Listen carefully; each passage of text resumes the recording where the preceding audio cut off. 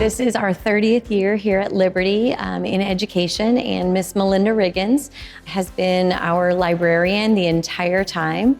And so when she retired last year, we really thought about how we could honor her and celebrate her and continuing fostering that love of reading that she was so good about with our students. Every single day, our teachers and staff work so very hard to educate our students, also to foster a love of reading. So what it is we do PBIS, which is behavior-based incentives, and the goal is that in order to get a free book, you got to be kind, because that's one thing that Miss Riggins always showed was kindness.